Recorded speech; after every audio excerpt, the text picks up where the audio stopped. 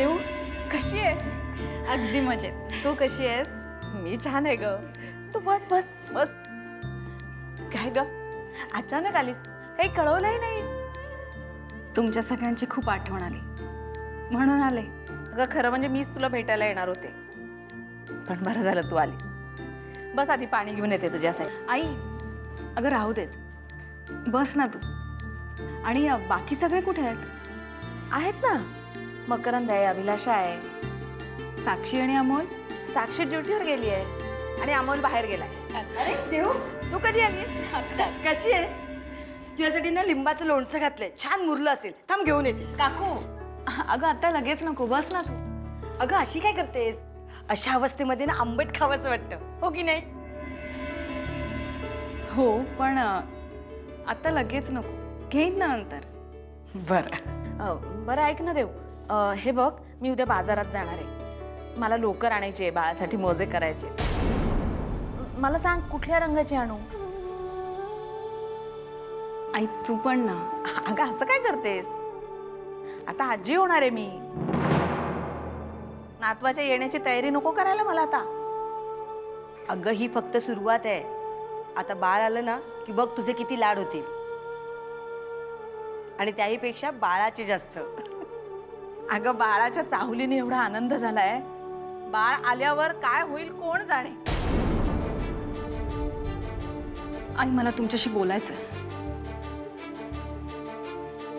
अगं हो ग, सांग नंतर. आधी मी खायला करते तुझ्यासाठी. काय करू, शिरा करू? नाही आई, आत्ताच बोलायचंय, खूप महत्वाचं आहे.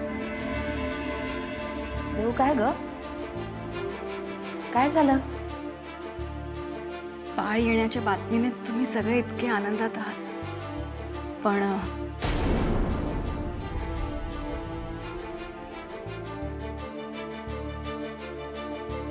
तुम्हाला न विचारता बाळाच्या बाबतीत मी एक निर्णय घेतला. असं बाळ मी प्रिया बहिणींना द्यायचा निर्णय घेतलाय.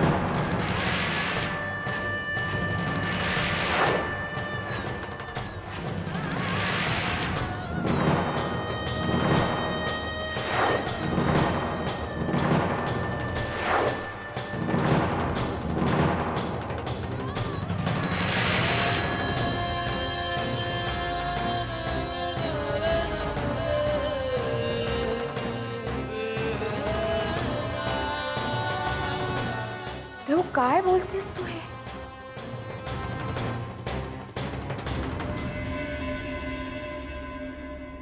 हे दुपट्या देऊच्या बाळाला अगदी शोभून दिसेल. त्याच्या स्वागताची आपण जय्यत तयारी करायची, कुठे काही कमतरता नाही सोडायची. हे जबलं तुम्ही देवेन त्यांच्या बाळासाठी बनवलं? हे बघ, हे मोजे पण, आणि हे टोपडं बघ किती गोड आहे ना. मग मला पण द्या, मी पण बनवते. आम्हालाच बनवायचंय हौसेनं. आम्ही आहोत ना, आम्हीच करू. अहो पण हे मी तुमच्या बाळासाठी बनवणार आहे. तुम्ही देवेन त्यांच्या बाळासाठी बनवताय ना, मग मला पण तुमच्या बाळासाठी काहीतरी बनवायला पाहिजे ना. नको जाणे, राहू देत, काही गरज नाहीये त्याची. काय झालं ताईसाहेब, माझं काय चुकलं का? जणी आम्ही काय सांगतोय ते नीट ऐक. आम्ही गरोदर नाही होत. आम्हाला बाळ होणार नाही. पण ताईसाहेब असं अचानक, अहो तुम्ही तर गरोदर होतो. देवाचं बाळ होतं, देवानी परत घेतलं. ताईसाहेब असं काय बोलताय? तू आमची आहेस ना सनी, आम्हाला जवळची आहेस ना, म्हणून आम्ही तुला खरं ते सांगतोय. आणि आम्हाला असा विश्वास वाटतो की तू याची वाच्यता कुठेही करणार नाहीस. मग ताईसाहेब तुम्ही? आम्ही आई होणार आहोत देऊच्या बाळाच्या. आम्ही देवयानी आणि विक्रम भाऊजींचं बाळ दत्तक घेणार. पण ताईसाहेब तुम्हाला दुसरं बाळ होऊ शकतं ना, मग दत्तक का घ्यायचं? जनी विषय वाढवू नकोस आता. तुला जेवढं सांगितलंय तेवढंच लक्षात ठेव. देऊच्या पोटात आमचंच मूल वाढतंय असं समज. त्यामुळे आता आपण सगळ्यांनी तिचीच काळजी घ्यायची, आमची नाही. देवयानीलाच आपण सगळ्यांनी जपायचंय, अगदी फुलासारखं. तेव्हा का असं कसं? नाईलाज होता माझा आई.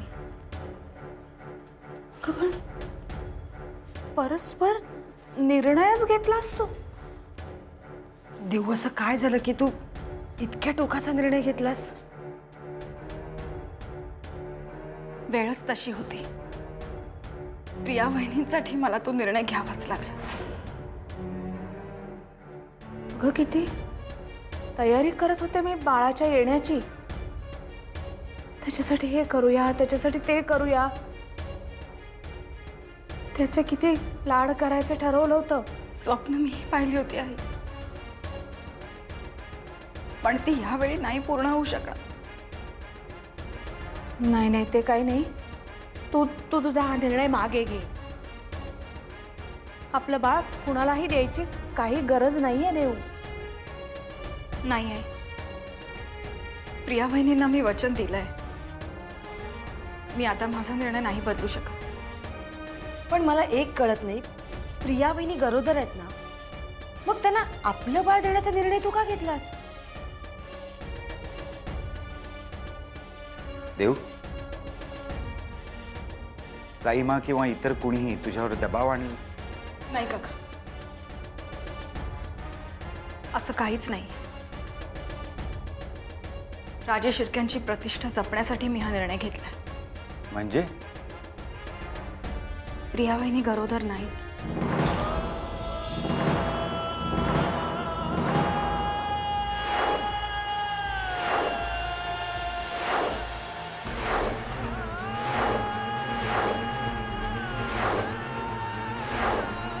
काय देऊ, अगं सांगतेस काय? पण साईमानी तर आम्हाला सांगितलं. ते सगळं खोटं होतं. प्रिया वहिनी कधीच आई होऊ शकणार नाही.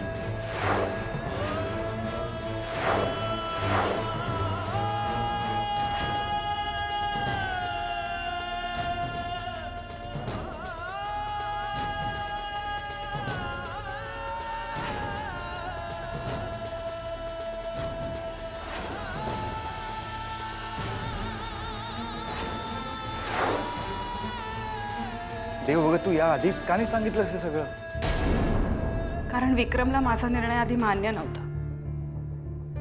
जोपर्यंत विक्रम निर्णय मान्य करत नाही तोपर्यंत तुम्हाला काही सांगायचं नाही असं ठरवलं होतं.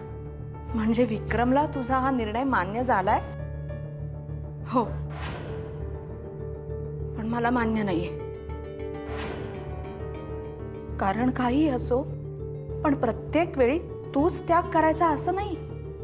इतर गोष्टींसाठी पुढाकार घेणं मान्य आहे मला देऊ, पण पोटचं बाळ म्हणजे तुझा हा निर्णय मला तरी मान्य नाही. मला कळतंय की तुम्हाला हे सगळं स्वीकार करायला खूप जड जात, पण माझा निर्णय मी घेतलाय.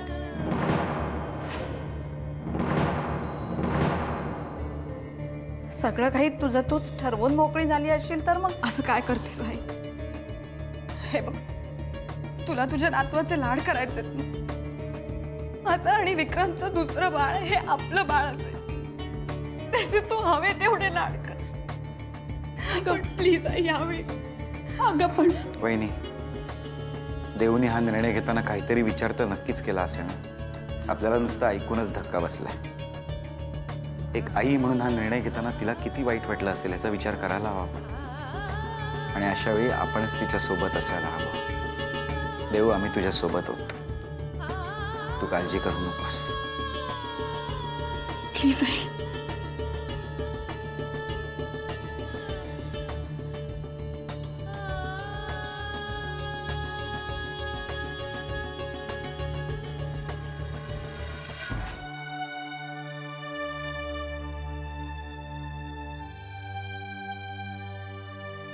ताईसाहेबांचं बाळ जगावं असं तुझ्याच मनात नव्हतं ना? मग त्यांची ऊस तरी का उजवून दिलीस? त्यांनी आतापर्यंत तुझ्याकडे काहीच मागितलं नाही, पण म्हणून काय तू काहीच द्यायचं नाहीस? मला माहितीये तू ताईसाहेबांना काहीच दिलं नाहीस, पण एक गोष्ट मात्र दिलीयस, न चुकता. त्यांना सारं काही निमूटपणे सहन करण्याची ताकद मात्र दिलीयस. ते दुःख भोगतात म्हणून अजून किती दुःख देणार आहेस त्यांना? देव्य आणि ताईंना तूच धाडलंस नाही या घरात ताईसाहेबांचं दुःख कमी करायला. मला माहितीये तुझंच रूप घेऊन आल्यात त्या, नाहीतर आपल्या जावेला स्वतःचं बाळ देणं एवढ्या मोठ्या मनाची माणसं आता कुठं जन्माला घातली असतो. या घरात जेव्हा बाळाचा जन्म होईल ना, तेव्हा तुझी मी खना नारळानं ओटी भरीन बघ.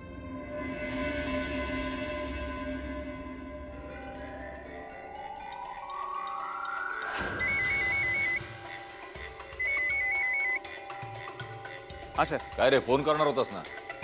काय झालं? साहेब, मी नताशाच्या घराच्या बाहेरच उभा आहे. ती अजून आली नाही. साहेब, ती जोपर्यंत येत नाही तोपर्यंत मी इथून हलणार नाही. बोलण्यात वेळ घालू नकोस, तिच्यावर लक्ष ठेव. हो साहेब. ती आली की लगेच कळव मला. आणि लक्षात ठेव, थोडीशी जरी चूक झाली ना तर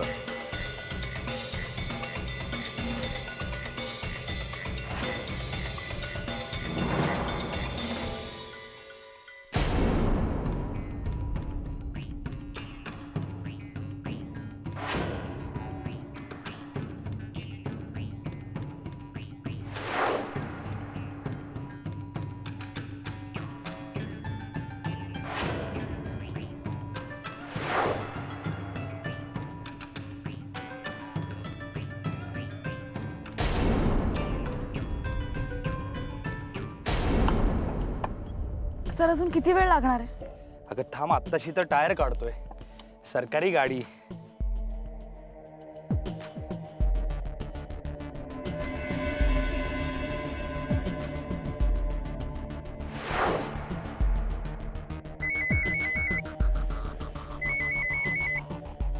हॅलो, सब इन्स्पेक्टर साक्षी देशमुख बोलते. हां बोला. कधी? तिच्या घरी? एक मिनिट. तुम्ही हे केव्हा पाहिलं? किती वेळ झाला? ओके ठीक आहे. मला नक्की सांगा, ही खबर पक्की आहे ना? ओके ठीक आहे, मी बघते काय करायचं ते. सर आपल्याला लवकर निघायला हवं. काय झालं? Anything serious? सर नताशाचा पत्ता लागलाय. ती तिच्या घरी आहे आता. सर आता जर आपण निघालो नाही ना तर खूप उशीर होईल. ती तिथून निसटून जाईल. सर मला असं वाटतं की आपण सिद्धांत सरांना इन्फॉर्म करायला हवं. सर मगाचपासून आपण त्यांना फोन ट्राय करत होतो ना, त्यांचा फोन नॉट रिचेबल लागतो. आपण काही करू शकत नाही सर, वेळ वाया जाईल. प्लीज आपण निघूया सर. बरं ठीक आहे, निघू आपण.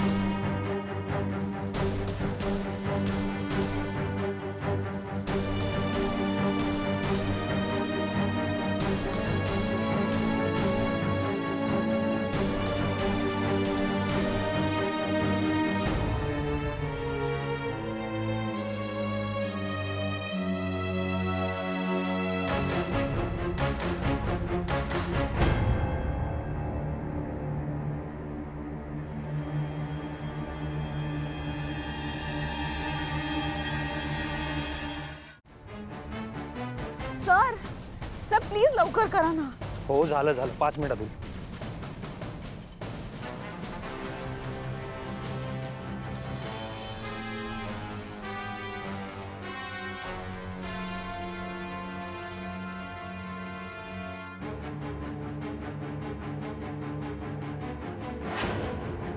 अरे काय झालं? साहेब नताशा आताच घरी आली. लपत छपत घरात जाताना पाहिले. लक्ष ठेव तिच्यावर. आम्ही आलोच. हो साहेब.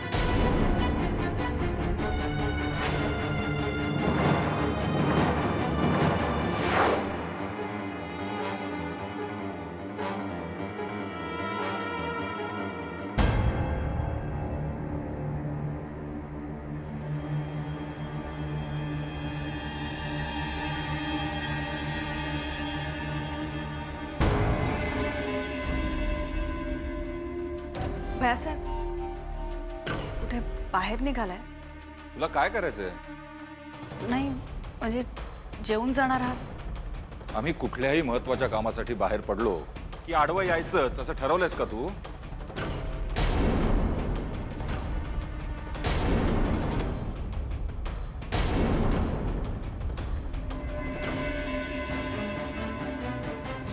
प्लीज लवकर आटपा ना. झाला ना टायर बदलून? अगं जॅक तर काढू की नको? थांब जरा. खूप उशीर होतोय आपल्याला सर. झालं साक्षी तो पाना घे.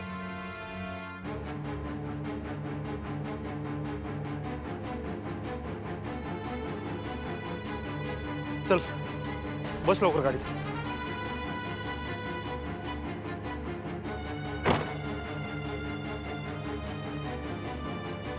चल लवकर.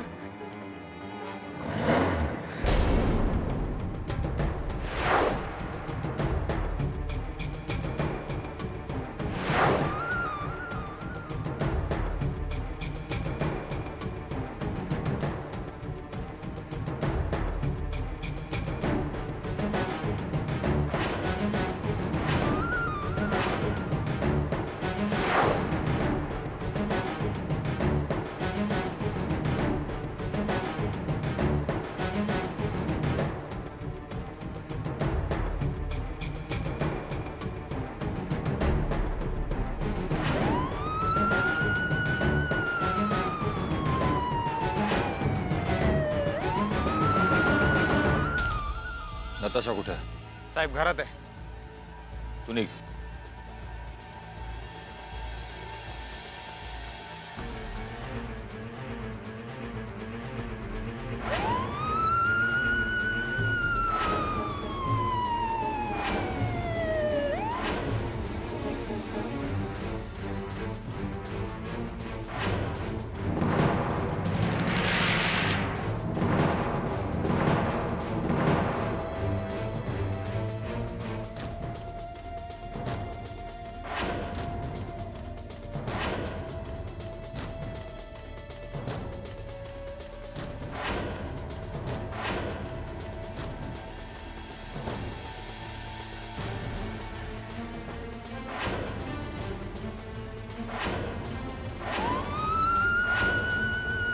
तुला काय वाटलं आम्हाला हुलकावणी देऊन तू निसटून जाशील? असा सहजासहजी सोडणार नाही तुला. खूप हिशोब चुकते करायचे तुला. फार वाट पाहायला लावलीस आम्हाला यासाठी. हिशोब तर मलाही चुकता करायचा आणि तो मी करणार योग्य वेळ आल्यावर. अजून तर मी सुरुवातही नव्हती केली आणि इतक्या लवकर तुम्ही तडफडला. पुढे तर तुमचे काय हाल होते. सुरुवात तर चांगली केलीस तू आमचा खोटा विश्वास संपादन करून. पण लक्षात ठेव आम्ही समोरच्याला खेळी करायला फक्त एकच संधी देतो. तुझा खेळ संपला त्याचा शेवट आम्हीच करणार. तुम्ही माझं काहीही वाईट करू शकत नाही. जगासमोर जरी तुम्ही खूप महान व्यक्ती असलात ना तरी आतून किती पोकळ आहात चांगली जाणून नये मी. एकदा फसलो आम्ही. एकदा फसलो तुझ्या नाटकी वागण्याला. आता नाही फसणार. लक्षात ठेव ज्याने आमच्या बरोबर विश्वासघात केला त्यांना स्वतःचा जीव गमवावा लागला. तरी तुला एक संधी देतो आम्ही. आम्ही जो कोरा कागद तुला सही करून दिला होता तो कोरा कागद परत कर आणि तोंड काळं कर स्वतःचा. वा रणवीर, तुम्हाला वाटतं खेळ फक्त तुम्हालाच खेळता येतो? तुमचा सही केलेला कोरा कागद माझ्यासाठी हुकमी एक्का आहे. ज्या दिवशी मी तो बाहेर काढेन त्या दिवशी आयुष्यातून उठवीन मी तुम्हाला. आयुष्यातून उठवीन मी तुम्हाला. आयुष्यातून उठवीन मी तुम्हाला.